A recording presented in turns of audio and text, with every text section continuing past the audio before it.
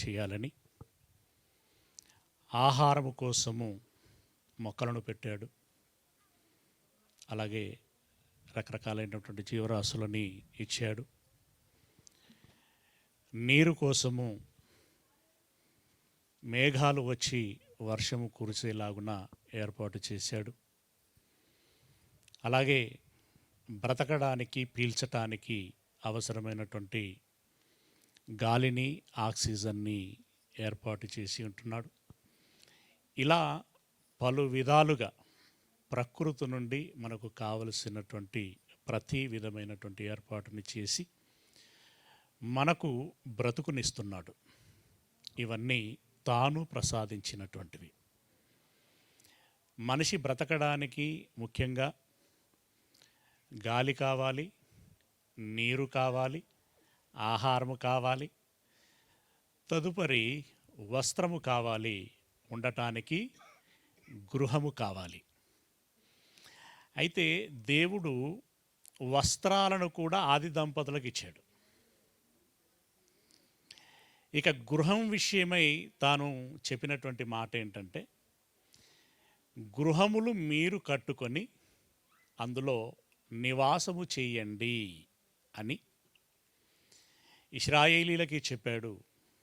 తదుపరి ఉన్నటువంటి తన భక్తులైనటువంటి వారికి, లోక జనులైనటువంటి వాళ్ళందరికీ కూడా చెప్పాడు. అందులో భాగంగా మరి పూర్వపు రోజుల్లో బండ గుహలలో వాసములను ఏర్పాటు చెట్టు గుహలలో ఆ మొదలు గుహ అంటే తొర్ర అని కూడా అంటారు, వాటిలో వాసము ఏర్పాటు చేసుకుని ఉన్నారు. ఆ తదుపరి అంది వచ్చినటువంటి గడ్డి, కమ్మలు తదితరమైనటువంటి వాటితో పాకలని, గుడిసెలని ఏర్పాటు చేసుకున్నారు. ఆ తదుపరి పెంకుటిల్లు వచ్చాయి. ఆ తదుపరి ఏమొచ్చాయి? కాంక్రీటు బంగ్లాలు వచ్చాయి. రేపు ఏమొస్తాయో తెలియదు. వస్తాయా? ఇవి రాకముందే యేసయ్య వస్తాడా? ఏ సంగతి మనకు తెలియదు. ప్రియులారా, గృహము నిర్మించుకోవాలి అనంటే మీ అందరికీ తెలిసినటువంటి విషయాలే. మనిషికి ముందు స్పృహ ఉండాలి. ఏముండాలి? నేను, నా కుటుంబం ఎక్కడ ఉండాలి అంటే ఒక ఆలోచన ఉండాలి, ఒక తెలివి ఉండాలి, ఒక జ్ఞానము ఉండాలి. మేమెంతమందిమి, ఎలాంటి సౌకర్యవంతమైనటువంటి నిర్మాణం కావాలి, అది ఏ ప్రదేశంలో ఉండాలి, దానికి వాడేటువంటి మెటీరియల్ ఎలాంటిది వాడాలి, ఒకవేళ కట్టిన ఇలాంటి గృహము బిల్డర్ల యొద్ద కొనాలి అని అంటే ఏ బిల్డర్లని నమ్మాలి, ఏ సంస్థలని నమ్మాలి, ఇలాంటి వాటన్నిటికీ కావలసింది జ్ఞానము. ఓకే, జ్ఞానం కావాలి. రెండవది ఏమన్నాడు అనంటే, దాన్ని స్థిరపరచటానికి వివేకము కావాలి. కొనగానే సరిపోదు, దాని మెయింటెనెన్స్ అనేటువంటిది ఇంపార్టెంట్. ఊడవాలి, తుడవాలి, కరెంటు బిల్ ఏంటి, నీటి బిల్ ఏంటి, అలాగే మున్సిపాలిటీ గృహ బిల్లులు ఉంటాయి కదా, ఇవన్నీ ఏంటి, ఇరుగేంటి, పొరుగేంటి, ఎవరితో ఎలా ఏంటి అనేటువంటిది గృహము యొక్క నిర్వహణ అనేటువంటిది ఒకటి ఉంటుంది. దానికి తగినటువంటి వివేకము కావాలి. ఇక మూడవ మాట ఏం చెప్పాడు అనంటే, తెలివి చేత, బుద్ధి చేత ఆ గృహములో ఏముంటుందట? తగినటువంటి సమృద్ధి. ఒకసారి చదువుదాం. సామెతల గ్రంథము 24వ అధ్యాయము 3-4 వచనాలని చదువుకుందాం. సామెతల గ్రంథం 24వ అధ్యాయము 3-4 వచనాలు. జ్ఞానము వలన ఇల్లు కట్టబడును, వివేచన వలన అది స్థిరపరచబడును, తెలివి చేత దాని గదులు విలువగల రమ్యమైన విలువగల రమ్యమైన సర్వ సంపదలతో నింపబడును. సర్వ సంపదలతో నింపబడును. విలువగల అంటే ఏమిటి? రమ్యమైన అని అంటే ఏమిటి? ప్రిలరా, నా దృష్టిలో నేనేమనుకుంటాను అనంటే, మనకు మన మనుగడకి అత్యంత అవసరమైనది ఏదైతే ఉంటుందో అది విలువైనది. అవసరం రానిది టన్నులున్నా దేనికి ప్రయోజనము లేదు. ఓకే, అంటే ఆహారము కావచ్చు, ఇందాక చెప్పుకున్నట్టుగా. రెండవది, కూర్చోవటానికి కుర్చీలు ఉండాలి, పడుకోవటానికి మంచము ఉండాలి, ముఖ్యంగా వండుకోవటానికి వంట పాత్రలు ఉండాలి, ఇక దాని రిలేటెడ్ అవన్నీ ఉండాలి, కూరగాయలు ఉండాలి. అవునా? ఇవి కనీస అవసరాలు కదా, ఇవి విలువైనటువంటివి. రమ్యము అనంటే ఇష్టమైనటువంటివి, అంటే మనోల్లాసమును కలిగించేటువంటివి, ఆహ్లాదాన్ని కలిగించేటువంటివి, ఆనందాన్ని కలిగించేటువంటివి. నీ గృహములోనికి వస్తే నీకు చిరాకు రాకూడదు, పరాకుగా మాట్లాడేటువంటి పరిస్థితి ఉండకూడదు. నీ ఇంటిలోనికి వస్తే ఆహ్లాదం అనిపించాలి, ఆనందము అనిపించాలి, స్నేహంగా మాట్లాడాలి అనేటువంటి మంచి మనస్సు మనకి కలగాలి. నువ్వు ప్రార్థన చేసుకోవాలి, పాటలు పాడి దేవుణ్ణి స్తుతించాలి, బైబిల్ని ధ్యానించాలి, దానికి అనుగుణమైనటువంటి వాతావరణము ఉండాలి. ఇంటిలో తులాల కొద్దీ కిలోల కొద్దీ బంగారం ఉంది. పెళ్ళిళ్ళలో పంతుళ్ళు వివాహం చేసేటప్పుడు మంగళసూత్రము లేదంటే ఉంగరము, బంగారము ఇలాంటివి ఏవైనా ఆభరణాలు తొడిగించేటప్పుడు వేసేటప్పుడు భర్తకి చెబుతాడు, ఏమని? ఇది ఏంటిది అబ్బాయి అని అంటాడు, అంటే బంగారం అని అంటాడు. మరి ఈమె ఎవరు అని అంటాడు, అంటే వధువును చూపించి ఈమె ఎవరు అని అంటాడు. మొత్తానికి ఆ సంభాషణలో ఏం చెప్పుకొస్తాడు అనంటే, ఇది బంగారం అయితే కావచ్చు, లోకమంతా అలా పిలుస్తారు, కానీ వ్యక్తిగతంగా నా దృష్టికి మాత్రం ఇది బంగారం కాదు, నువ్వే నా బంగారం. ఏమండి, నువ్వే నా బంగారం అంటేనటానండి. మరి స్త్రీలు చెప్పాలి ముచ్చట, రహస్యం, ఎందుకంటే భవిష్యత్తులో మాట్లాడడానికి. నువ్వే నా బంగారం అనంటే స్త్రీలకి చాలా చాలా సంతోషం అట, భర్త పట్ల చాలా గౌరవం పెరుగుతుందట, ఇష్టం పెరుగుతుందట. నిజమా అండి? అక్కయ్యలు చెప్పాలి, పాస్టర్ అమ్మలు కూడా చెప్పాలి. ఏంటక్క, ఏంట్రా జ్యోతి, నువ్వే నా బంగారం అంటే చాలా ఇష్టపడతారట. అంటే ఇప్పుడు విలువైన అలాగే రమ్యమైన అన్నప్పుడు, ఇప్పుడు భార్య మనశ్శాంతితో లేదనుకోండి, అలుగుళ్ళు గులుగుళ్ళతోటి ఉన్నది అనుకోండి, ఏమంటే భర్త రాగానే నవ్వు ముఖముతో ఎదురు వెళ్ళటం లేదనుకోండి, గ్లాసుడు మంచినీళ్ళు ఇవ్వట్లేదు, వాష్రూమ్కి వెళ్ళటానికి టవల్ ఇవ్వట్లేదు, ఆ తెచ్చుకో, ఆ తాగు, ఆ పెట్టుకో. ఏమండి, బీరువాలో ఉంది బంగారం బాగానే, కానీ ఇతనికి ఏం లేదు, మనశ్శాంతి లేదు. ఈ మనశ్శాంతి లేనటువంటి సంపద ఎంత ఉన్నా కూడా అది రమ్యమైనది కాదు, విలువైనది కాదు.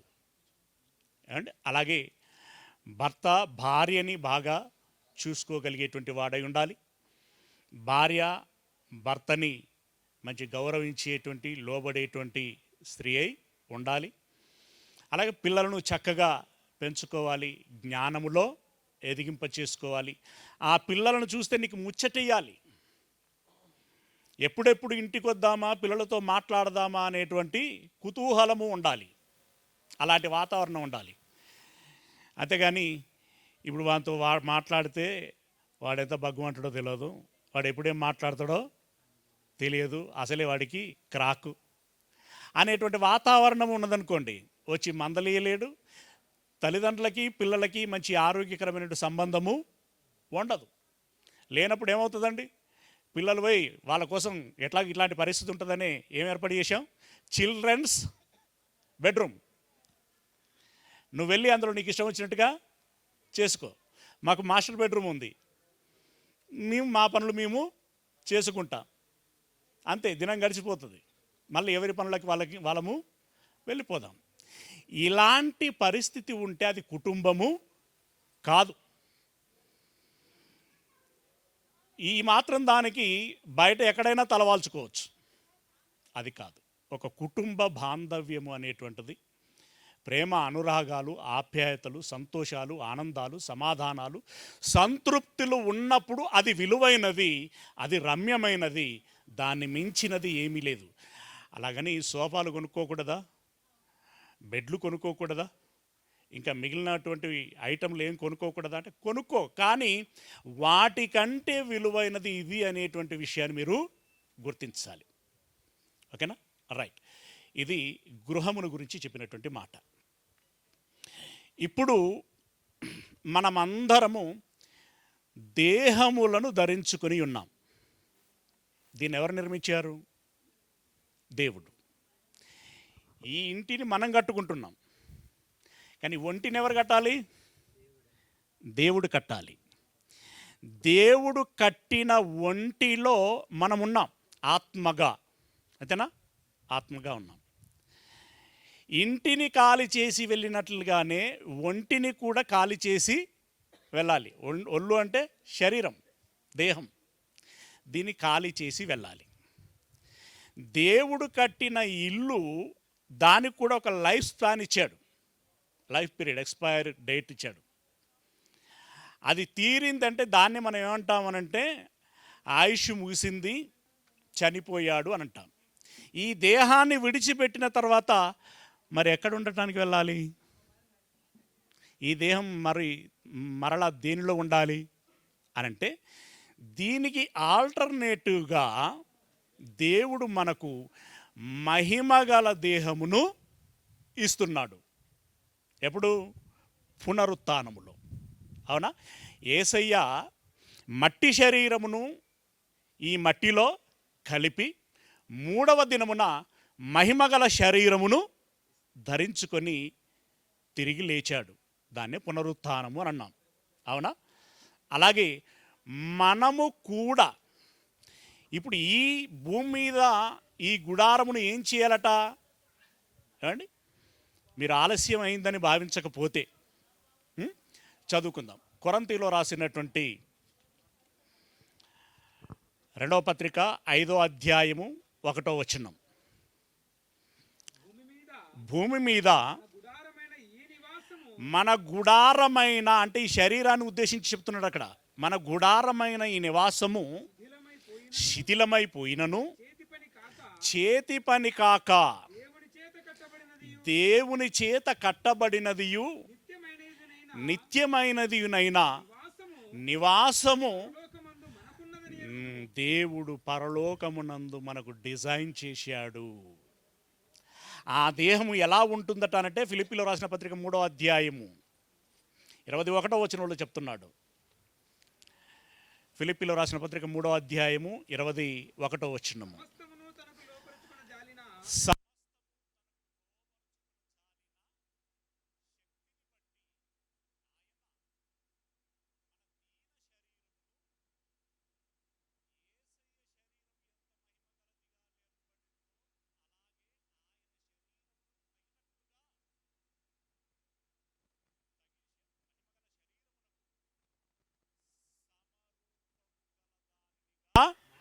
మార్చును. ఇప్పుడు మీకు ఒక ఆప్షన్ దేవుడే ఇస్తున్నటువంటిది. మనం ఎంత గట్టిగా కట్టుకున్నా, స్ట్రాంగ్గా, దేవుడు పిలిచినప్పుడు ఈ గృహాన్ని విడిచిపెట్టి వెళ్ళాలి. ఓకే? మరలా మనము ఇంకో ఇల్లు కట్టుకుంటాము, అందులో ఉంటాము అనేటువంటి దానికి అవకాశము లేదు. మనం కట్టుకుంటాము అనేటువంటి దానికి ఆప్షన్ లేదు. ఇది ఒకటి. అంటే ఉన్నన్నాళ్ళు ఉండాలి, ఆ తర్వాత కాల్ చేయాలి. రెండవది, ఈ దేహమును అమ్మ గర్భములో దేవుడే నిర్మించాడు. మరలా దేవుడే దీన్ని ఏం చేస్తున్నాడు? శిథిలము చేస్తున్నాడు. చేసి, ఒరే ఇది నీకు శాశ్వతం కాదు, మరో గుడారము నేను నీకు ఏర్పాటు చేస్తున్నాను, అందులోనికి నీవు వెళ్ళాలి, అందులోనికి నీవు ప్రవేశము చేయాలి. అది శాశ్వతమైనటువంటిది. ఈ గృహం మనం ఇక్కడ క్రిటిసైజ్ చేయటం కాదు, వాట్ ఈస్ ద ఫ్యాక్ట్ అనేటువంటి దానిని ఆలోచించేటువంటి ప్రయత్నం చేస్తున్నాం. ఓకే, ఈ దేహము ఈ గృహము కొద్ది కాలం, ఈ దేహం కూడా కొద్ది కాలం. తర్వాత వచ్చేటువంటి దేహము అది శాశ్వతమైనటువంటిది, ఎప్పటికీ ఉండేటువంటిది. ఇప్పుడు మనం దీన్ని సంపాదించుకున్నాం, సంతోషం. కానీ దీనికంటే ఇంకా దేన్ని సంపాదించుకోవాలి? మహిమగల శరీరమును సంపాదించుకోవాలి. మరి ఇది సంపాదించాలి అనంటే డబ్బులు కావాలి, డబ్బులు కావాలంటే ఉద్యోగం చేయాలి, ఉద్యోగం చేయాలంటే ఉన్నత చదువులు చదవాలి. దీనికి ప్రాసెస్ ఇది. మరి మహిమగల శరీరమును ధరించుకోవాలి అనంటే ప్రిల్లరా, దీనికి పెట్టుబడి ఏంటి అనంటే నీ మనస్సు మంచిదై ఉండాలి, నీ హృదయం పరిశుద్ధమైనదై ఉండాలి, నీకు దేవుని పట్ల విశ్వాసము ఉండాలి, అలాగే మంచి భయము భక్తి ఉండాలి. దేవుని చిత్తమును ఎరిగి తదనుగుణంగా బ్రతకగలగాలి. అదే దానికి పెట్టుబడి. దానికి మిక్కిలి ఆయన నిన్నేమీ అడగటం లేదు. ఇదే కదా నీ నుండి నేను కోరుచున్నది అని అంటాడు ఆయన. Okay, very good. మహిమ గల శరీరం ధరించుకోవాలి. ఇక మూడో విషయం, ఎక్కడి నుండో వచ్చాము ఇక్కడికి, 70-80 సంవత్సరాలు బ్రతుకుతాం, తదుపరి ఈ లోకాన్ని విడిచిపెడతాం. నాకు ఇష్టం లేదన్నా మెడబట్టి గెంటేస్తుంది ఈ లోకం. మన వాళ్ళు చనిపోయారని తెలిసిన తర్వాత ఈ దేహాన్ని మాస్టర్ బెడ్రూమ్లో పెడతారా? పెట్టరు. 6 అడుగుల గొయ్యిలోనే పెడతారు. అది కూడా ఎంత వీలైతే అంత త్వరగా.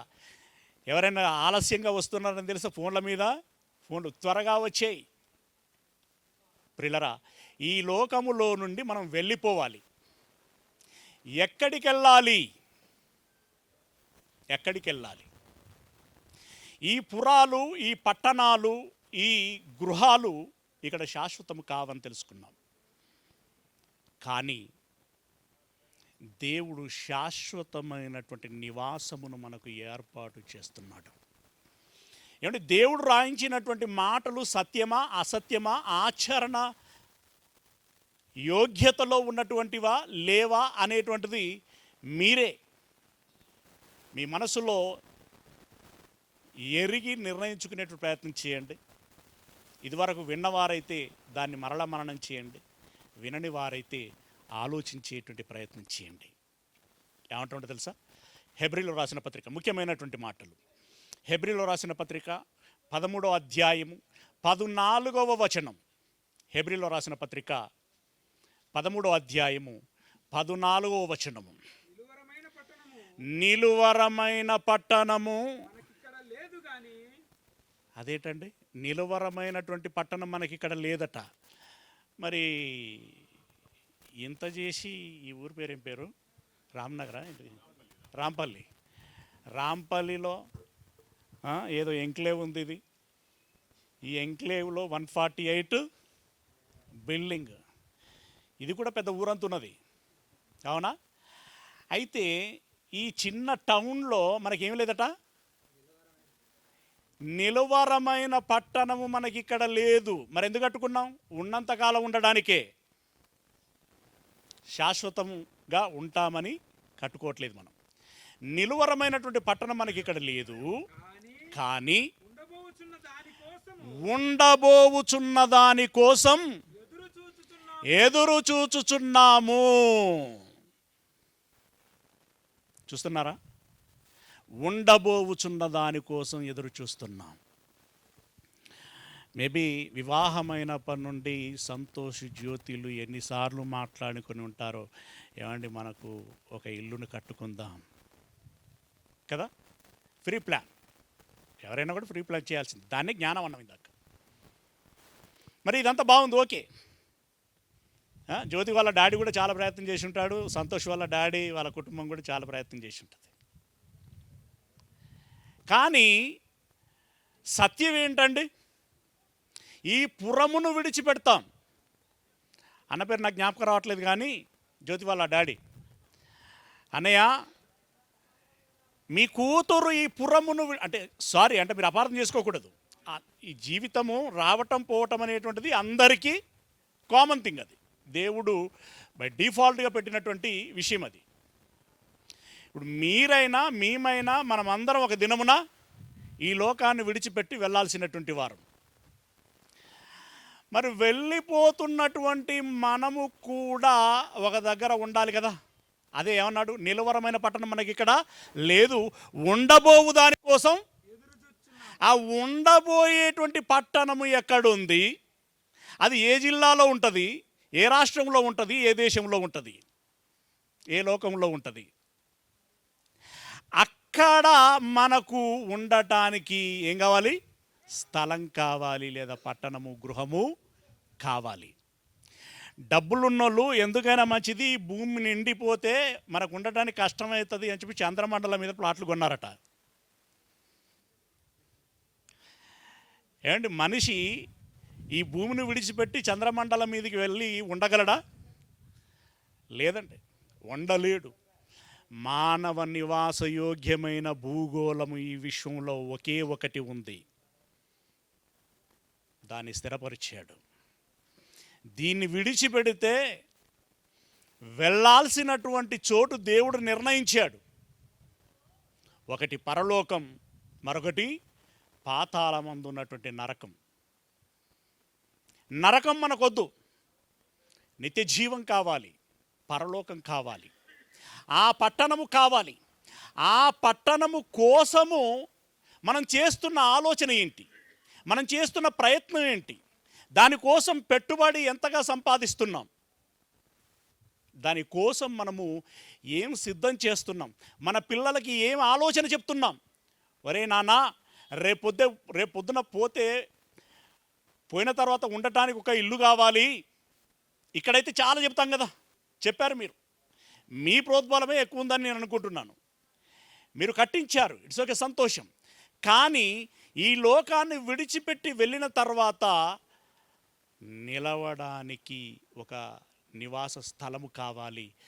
దాన్ని సంపాదించటానికి మనం చేస్తున్న ఆలోచన ఎంత, మనం చేస్తున్న ప్రయత్నం ఎంత, ఇస్తున్న ప్రోత్సాహము ఎంత? ఎందుకంటే తిమోతికి రాసినటువంటి మొదటి పత్రికలో 6వ అధ్యాయం 19వ వచనంలో ఒక మంచి మాట చెప్తున్నాడు. తిమోతికి రాసినటువంటి మొదటి పత్రిక 6వ అధ్యాయము 19వ వచనం. వాస్తవమైన జీవమును సంపాదించుకొను నిమిత్తము. అంటే ఇప్పుడున్న జీవం ఏం జీవం? ఉండిపోయేటువంటి జీవితం, గాలి బుడగ లాంటి జీవితం, మాయమైపోయేటువంటి జీవితం. అరే నిన్న కలిసిండ్రు, నాకు బాగానే ఉండే, కానీ తెల్లారేసరికి ఏమైందో తెలియదు, ఈ చేదు వార్త వినబడింది. ఇది మాయమైపోయేటువంటి జీవితం. ఏమంటున్నాడు? వాస్తవమైనటువంటి జీవమును సంపాదించుకొను నిమిత్తము రాబోవు కాలమునకు. రాబోయేటువంటి కాలం అంటే ఈ మరణం తర్వాత ఉండబోయేటువంటి కాలం. రాబోవు కాలమునకు మంచి పునాది తమ కొరకు వేసుకొనుచు మేలు చేయువారును సత్క్రియలు అనేటువంటి ధనము కలిగినటువంటి వారై ఉండాలి. అంటే రాబోయేటువంటి జీవితానికి ఒక స్థలము లేదా ఒక నివాసము ఏర్పాటు చేసుకోవాలి. ఆ నివాసమును సంపాదించుకోవాలంటే దానికి మనీ కాదు కావలసింది. ఇక్కడ ఈ గృహాలు కట్టుకోవాలంటే డబ్బులున్నా, బంగారం ఉన్నా, భూములున్నా, ఇంక ఇతరత్రమైన వెండి ఇతర విలువైనటువంటి వస్తువులు ఉంటే కట్టుకోవచ్చు, కొనుక్కోవచ్చు. కానీ పరలోకంలో నివాసం సంపాదించుకోవాలంటే వెండి బంగారములతో దాన్ని కొనలేవు, కట్టలేవు. మరి దానికో ధనం కావాలి. ఏం ధనం అట? సత్క్రియలు అనేటువంటి ధనం. సత్క్రియలు అంటే వివరించాల్సిన అవసరం ఉందా? ఏం లేదండి, సింపుల్గా నిన్ను వలె నీ పొరుగువారిని ప్రేమించు. అందులో అన్నీ ఇంక్లూడ్ అయి ఉన్నాయి. ఆ ప్రేమించే గుణం ఉంటే నువ్వు దేవుణ్ణి సంపూర్ణంగా ప్రేమిస్తావు, దేవుని యందు భయభక్తులు కలిగి ఉంటావు, దేవుని చిత్తాన్ని నెరవేరుస్తావు. దేవుని చిత్తాన్ని నెరవేరుస్తున్నావంటే నీ పొరుగువారిని ప్రేమిస్తావు. ఆకలైనోడికి అన్నం పెడతావు, దాహమైనోడికి నీరు ఇస్తావు, వస్త్రం లేనోడికి వస్త్రం ఇస్తావు, గృహం లేనోడికి నీ ఇంటిలో అవసరమైతే ఒక మూలన చోటిస్తావు. అవునా? ఈ సత్క్రియలు నువ్వు చేయగలిగితే పరలోకములో నీవు గృహాన్ని కట్టగలుగుతావట. కట్టగలుగుతావు మీన్స్ గృహాన్ని సంపాదించుకోగలుగుతావు. అది శాశ్వతమైనటువంటిది, దానికి నాశనము లేదు, దానికి ఎక్స్పైరీ డేటు ఉండదు. అది విలువైనటువంటిది, వాడబారనిది, అక్షయమైనటువంటిది. ప్రియులారా, దాని మహిమ, దాని గొప్పతనం ఎలా ఉంటుంది అనేటువంటిది ఏదో మనం అర్థమైన భాషలో మనం మాట్లాడుకోవటమే తప్ప దానికి తగినటువంటి భాష, దానికి తగినటువంటి పదాలు మన యొద్ద ఇంకా లేవు. మనుషులు కంటితో ఇప్పటి వరకు చూడలేదు, చెవితో వినలేదు, కనీసం ఊహకు కూడా అందలేదు అంటున్నాడు ఆయన. మనిషి ఊహకి అందనటువంటి గొప్ప నిర్మాణం. అందులో శాంతి ఉంటుంది, సమాధానం ఉంటుంది, సంతృప్తి ఉంటుంది. ఇక్కడ పడుకునేటప్పుడు రేపు అప్పులోడు వస్తే వాడికి ఏం చెప్పాలని ఆలోచించుకొని పండుకోవాల్సిన పరిస్థితి. పిల్లల ఫీజులు ఎలా కట్టాలనేటువంటి ఆలోచన. అయ్యో, అనారోగ్యంతో బాధపడుతున్నది, ఏ కార్పొరేట్ హాస్పిటల్కి తీసుకెళ్ళాలి, అక్కడ ఎంత ఖర్చు అవుతుందో, ఎన్ని టెన్షన్లు అంటే ఇక్కడ. కానీ అక్కడ ఏ టెన్షన్ లేదు, ఆకలి బాధ లేదు, రోగము నొప్పులు లేవు, అయ్యో ఎట్లా అనేటువంటి ప్రశ్నార్థకమైనటువంటి పరిస్థితి ఉండదు. నెమ్మది, సంతోషం, ఆహ్లాదం, తండ్రితో పాటు కలకాలము గడిపేటువంటి అద్భుతమైనటువంటి క్షణం. కాబట్టి మనమందరము దేవుణ్ణి ఎరగాలి, దేవుని చిత్తముని ఎరగాలి, దేవుని యొక్క వ్యూహముని ఎరగాలి. దేవుడు కావాలనుకుంటే మనం జన్మించాం, దేవుడు ఇచ్చిన ఆయుష్తో మనం బ్రతుకుచున్నాం. దేవుడు పిలిచినప్పుడు మనము వెళ్ళిపోవలసినటువంటి వారం. వెళ్ళిన తర్వాత ఆయన తాను స్వీకరించి ఇందులో ఉండురా అంటే ఉండాల్సినటువంటి వారం. లేదు లేదు, నువ్వు ఇక్కడికి రావాల్సింది ఇక్కడికి కాదు, నీ కేర్ ఆఫ్ అడ్రస్ ఇంకొకటి ఉంది, అక్కడికి వెళ్ళమన్నాడు అనుకోండి, అగ్ని ఆరదు, పురుగు చావదు, అత్యంత భయంకరమైనటువంటిది. అలాంటిది మనకు వద్దు. సంతోష్కి వద్దు, జ్యోతికి వద్దు, వాళ్ళ పిల్లలకి వద్దు, వాళ్ళ అమ్మ నాన్నలకి వద్దు, బంధువులకి వద్దు, మనకెవరికి వద్దు. ఏం కావాలి మనకి? నిత్య జీవం కావాలి, నిత్య స్వాస్థ్యం కావాలి, పరలోకము కావాలి. మరి దానికోసము ఈ లోకములో తెలుసో తెలియకో చేసినటువంటి పాపాలకి ప్రాయశ్చిత్తం చేయటానికి దేవుడు తన కుమారుడైనటువంటి క్రీస్తు యేసుల వారిని లోకములోనికి 2000 సంవత్సరాల క్రితం పంపించాడు. సిలువలో మరణించి రక్తాన్ని కార్చాడు. ఇది కేవలం విని విని విని విని ఎలా అయిపోయిందంటే ఒక యాంత్రికమైనటువంటి విషయంగా మారిపోయింది. బట్ అక్కడ మీరు సీరియస్గా ఆలోచించాలి. యేసు పాపం చేసిన వాడు కాదు, ఆయన శిక్ష అనుభవించాడు. యేసు మరణశిక్ష విధించగలిగేంత దారుణమైనటువంటి తప్పేమీ చేయలేదు. అయినా సిలువలో మరణించాడు. 6 గంటల మరణ ప్రదర్శన. ఒంటిలో ఉన్నటువంటి చివరి రక్తపు బొట్టు వరకు నేల రాలింది. అప్పటి వరకు ఆయన మాట్లాడుచునే ఉన్నాడు.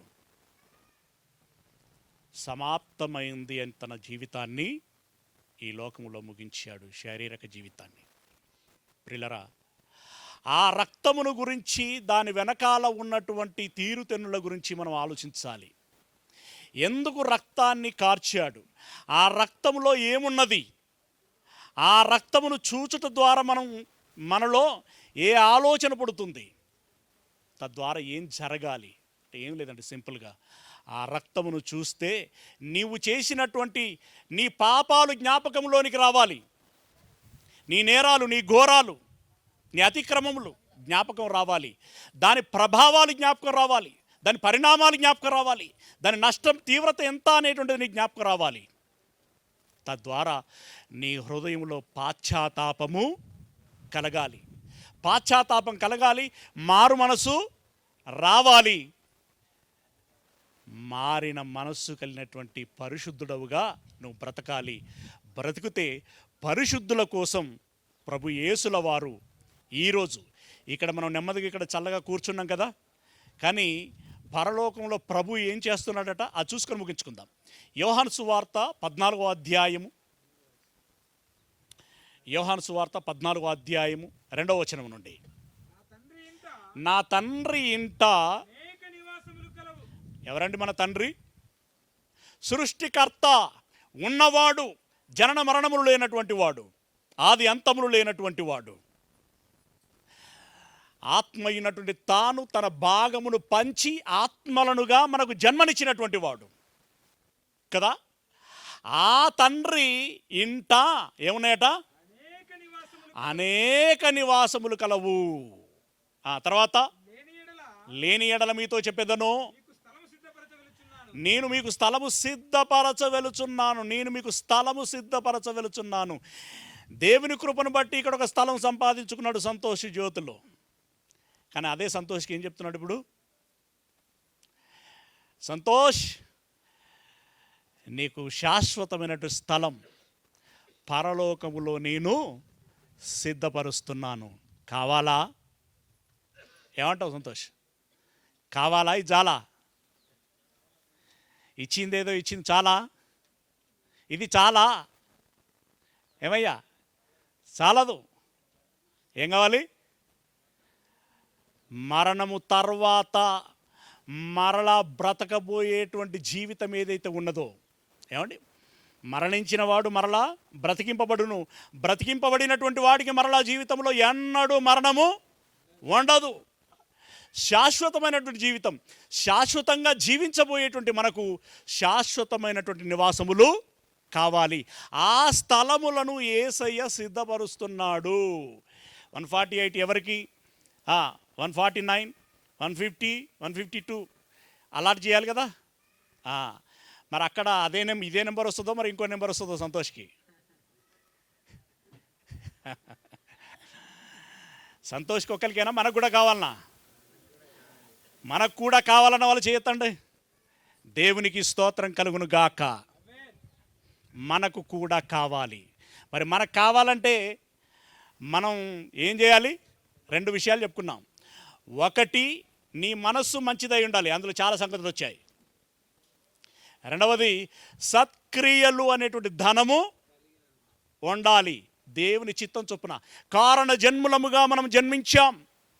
ఎందుకు జన్మించామో తెలియాలి, ఈ జీవిత పరమార్థం ఏంటో మనకి తెలియాలి. ఈ ఆయుష్లోపు దేవుడు ఇచ్చిన ఆరోగ్యం కలిగినటువంటి, బలము కలిగినటువంటి అవయవాలతో దేవుని చిత్తాన్ని జరిగించాలి. అది ధనం, అది అసలైన ధనం, దేవుని యొద్ద చెల్లే ధనం. అది రూపాయి అమెరికాలో చెల్లదు, డాలర్గా మార్చుకోవాలి. మరి పరలోకములో ఈ రూపాయలు చెల్లవు, దాన్ని దేవునికి ఇష్టమైన ధనంగా మార్చుకోవాలి.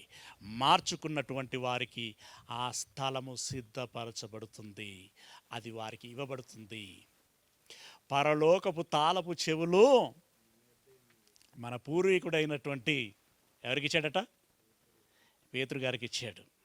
అవునా? అప్పుడు ఎవరి తాళం చేయి వాళ్ళకి ఆయన పంచాలి. మన అపార్ట్మెంట్ది. అవునా? చేస్తే నెక్స్ట్ కంటిన్యూ ఏమంటున్నాడు? నేను వెళ్ళి నేను స్థలము సిద్ధపరిచిన ఎడల నేనుండు స్థలములో. అసలు యేసయ్య ఎక్కడున్నాడు? దేవుడుండు స్థలములో, దేవలోకములో, పరలోకములో. నేను ఉండు స్థలమున మీరును ఉండులాగున్నా అలా వచ్చి మరలా వచ్చి నా యొద్ద ఉండుటకు నా యొద్ద ఉండుటకు తీసుకొని పోవు. మిమ్మును తీసుకొని పోయేదను. దేవునికి స్తోత్రం కలుగును గాక. ఎందుకంటే అదే కావాలి మనకి. యేసయ్య మరలా వచ్చినప్పుడు లోకం పుట్టినది మొదలుకొని సిద్ధపరచబడినటువంటి నిత్య జీవమును మీరు స్వతంత్రించుకొనుడి అని చెప్పి ఆయన మనలను పరలోకమునకు ఆరోహణము చేయిస్తాడు. అవునా? ఆరోహణం చేయిస్తాడు. అక్కడికి మనం వెళ్ళాలి. ఈ దేశమును విడవాలి, ఈ లోకమును విడవాలి. మన పితరులైనటువంటి అబ్రహాం వాళ్ళు ఏం చేశారట? మేము పరదేశులమని ఎంచి యాత్రికులమని భావించి వారు సొంత దేశమును వెతికారట. తద్వారా వాళ్ళు ఏం చెప్పారట? చెప్పకనే చెప్పారట. ఏమని? వారి సొంత దేశమును వెతికి వారి తండ్రి యొద్దకు వెళ్ళాలని వారి కాంక్ష కలిగి ఉన్నారట. అలాంటి వారంటే దేవునికి ఇష్టమట. ఆ ఇష్టులైనటువంటి వారిని తన యొద్దకి దేవుడు చేర్చుకొని తనతో పాటు కలకాలం నిత్యము ఉంచుకుంటాడు. కనుక ప్రియమైనటువంటి దేవుని వారలారా, ఇక్కడ ఇండ్లు కట్టుకున్న వాళ్ళు ఉన్నారు, కొనుక్కున్న వారు ఉన్నారు, ఆల్రెడీ అందులో నివాసాలు చేస్తున్నటువంటి వారు ఉన్నారు. ఇప్పుడు సంతోషి కొనుక్కున్నాడు, రేపొద్దటి నుండి ఇందులో ఉండబోతున్నటువంటి వాడు. అయితే ఇవన్నీ కూడా ఈ లోకములో ఎంతైతే దేవుడు మనకు ఆయుష్నిచ్చాడో అంత మేరకు మాత్రమే ఉపయోగపడేటువంటివి. ఆ తదుపరి దీన్ని విడిచిపెట్టాలి. కనుక మీరు దృష్టి సారించండి. దేనికైనా ముందు చూపు అవసరం, దేనికైనా ఆలోచన అవసరం, దేనికైనా ప్రణాళికలు అవసరం, వ్యూహాలు అవసరం, దానికి తగినట్టుగా ప్రయత్నాలు అవసరం. అది పరిపూర్ణముగా చేయాలి. అలా చేసి మొదటగా మహిమగల శరీరాన్ని సంపాదించుకోండి.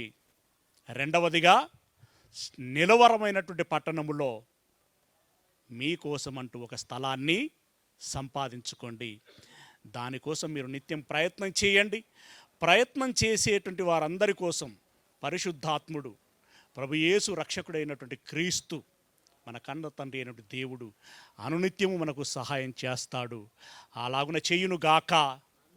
మీరందరూ కూడా ఈ మాటలను మరవక మర్యాదగా గౌరవించి ఆ ప్రకారంగానే ఆచరించి మీరును శాశ్వతమైనటువంటి దేశాన్ని, పట్టణాన్ని, స్థలాన్ని సంపాదించుకోవాలని మనసారా కోరుకుంటూ ఈ మాటల్ని ముగిస్తున్నాను. God bless you.